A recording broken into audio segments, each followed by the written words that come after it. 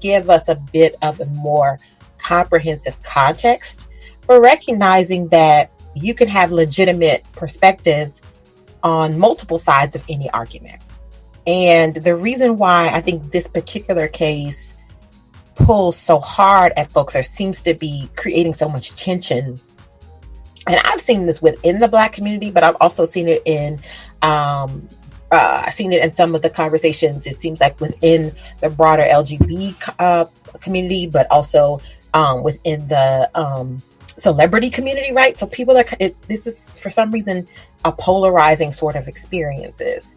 And for me, what immediately came to mind after we originally finished the podcast in January was Taj Feld's 1979 social identity theory. Tomas, are you familiar? I'm sorry, my mic was turned off. I was sipping my water. You know, I haven't sipped this entire time. I had to get some sips in. I mean, I be hearing about him. Isn't he doing things? Isn't he? And like, what's his name? Really, a lot of great things for people. I heard that he's doing some really, like him and like Benjamin Benneker are really doing some amazing things. I heard on a tweet the other day. Yes, I believe so. Oh, yeah. So let's talk. For those listeners who are less familiar than Tomas is, right. Taj Feld is a social psychologist who posited the social identity theory back in 1979, and the theory has held a lot of scientific merit over the past 4 decades. But it also, when you think about it, some of the best psychological theories are great because they are common sense theories. They make a lot of sense when you talk them out. And the basic concept around social identity theory is that each individual derives a sense of esteem and pride through their belongingness to a group. So my affiliation with being a Black person, my affiliation with being a Black woman creates a sense of esteem and pride for me. And so what happens is we kind of automatically meaning without critical thinking, right? Without really engaging our executive functioning, look for ways to continue to build the esteem of our group, because by proxy, we build esteem for ourselves. So we find ways to endorse and enhance our sense of pride for our group in order to bolster our self-esteem. And so the other language that you may have heard around this theory is like in-group versus out-group thinking, right? So what happens is we then say, well, this is the group, or these are the groups, because you can belong to more than one. These are the groups of that I belong to. So these people are like me. And these are the groups that are different than me. So these people are not like me. So it becomes an us versus them sort of dichotomy that we set up in our brain. And oftentimes we use stereotypes to exaggerate the similarities of folks within our group, as well as the differences between our group and the out group. So these are sort of automatic social psychological processes that we are engaging in all the time. And what I think from what I've always liked about this theory is I think it serves as a really easy working framework for folks to think about how broader systemic racism gets distilled down and reflected through individual racism. What happens far too much in this country is we get too caught up in individual racism without looking at the relationship to the broader systemic issue. And I think that's what's happening in this Jussie case. We're thinking about this thing as like CPD is a corrupt organization and it has never had the interests of Black folks in mind. Jussie Smollett is a Black man. He's a Black gay man. This horrible racist thing happened to him. Therefore, he's right and they're wrong. In this instance, it's not that simple for me. Are there lots of incidences in which it is that simple? Absolutely. Philando Castile is one that we can easily point to, right? Oh my gosh. I'm blanking on the brother's name. Poor young man that was shot in his backyard. In group versus out group, right? Where the actual assailant was a Black man, but a Black police officer. So the in group for him is the blue line, quote unquote, being a police officer. The out group is young Black men that are criminals, right? So I think it's a very usable theory The problem is if you only stay in that framework, if you only allow your automatic thinking about things to drive you, sometimes you're going to have some false positives and sometimes you're going to have some false negatives. I think this is one of those incidents where that is what's happening. And while we're seeing some of these divisions within the Black community around how we should think about this, what should be our collective take on this, how should we respond as a group to this incident? Tomas, I can tell you got things you want to say. I was actually going to make a joke because you know how I do, but that was unnecessary, by the way. But what I'm going to do, you don't need to, the listeners don't want to hear that. I think I will be serious for a moment, and it's going to be very challenging for me. Something that you said rings true.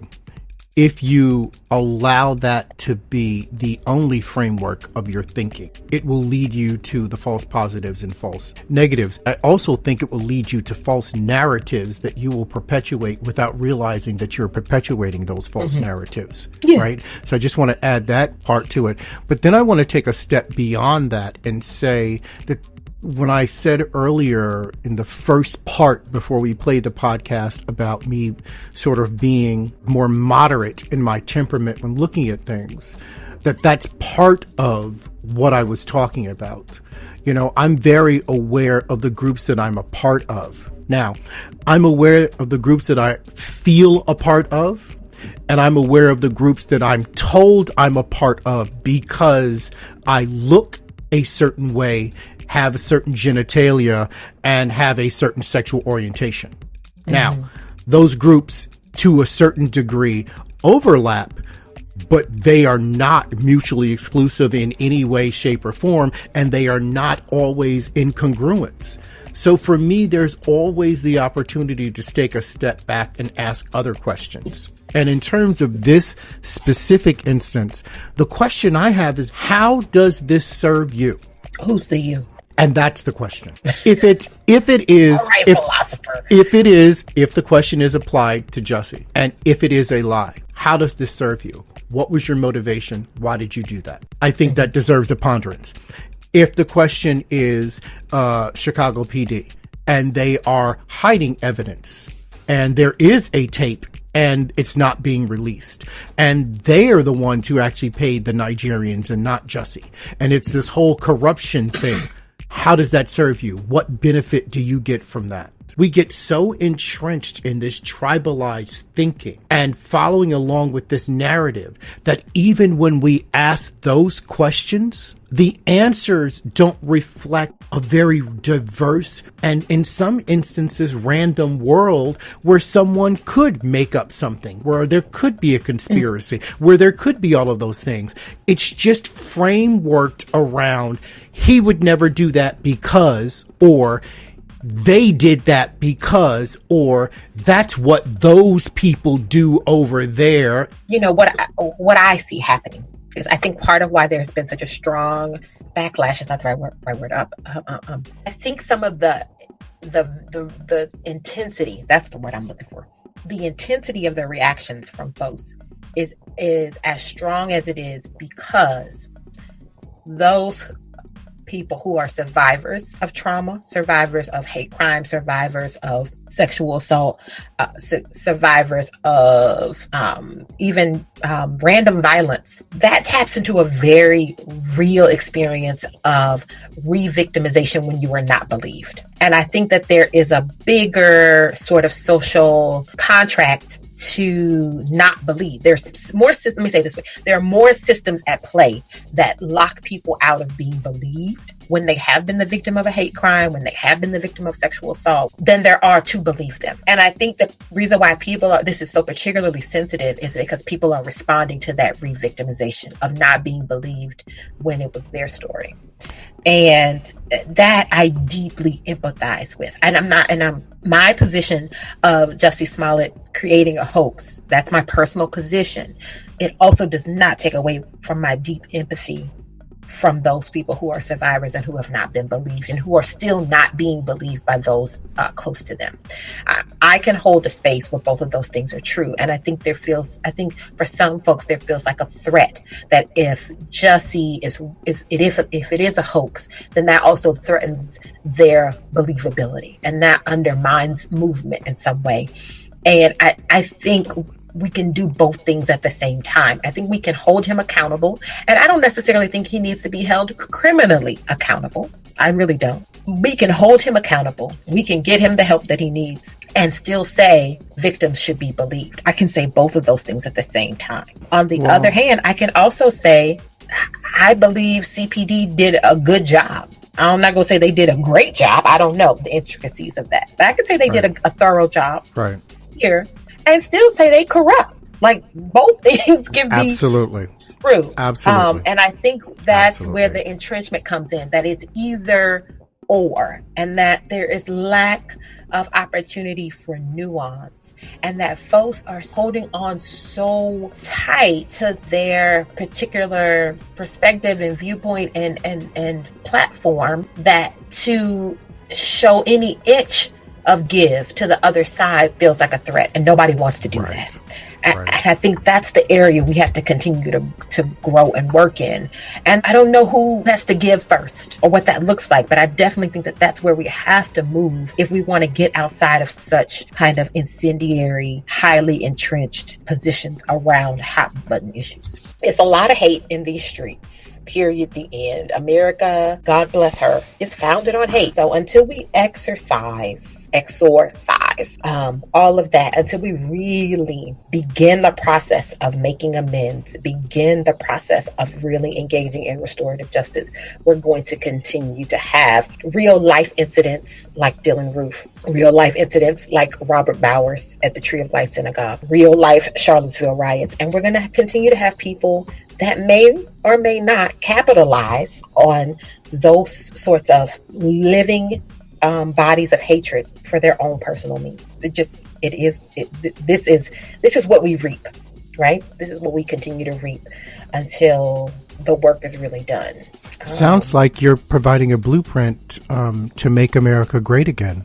I'm really excited about that. Except, in my worldview, I don't know that the again part really should be a part of the slogan. Again, I'm wondering, for me and my people, when was it great? I don't know that. So right, but we can't deny that there is a benefit to having free labor. Now, we can talk about the ills of slavery. No, I stop you there.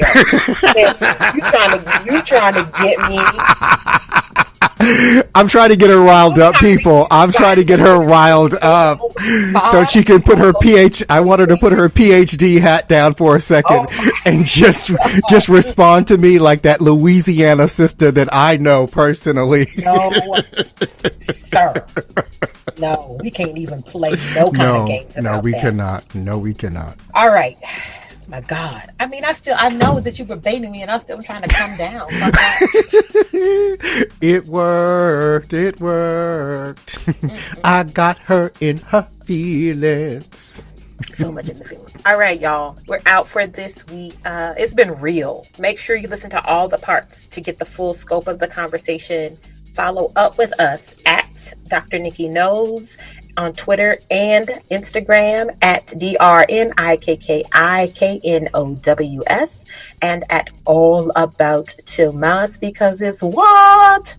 All About Tomas. I love it. I always love and appreciate that we can find the frivolity and the tangent no matter what the topic is. Right. You guys keep streaming and listening, so we assume you love it too.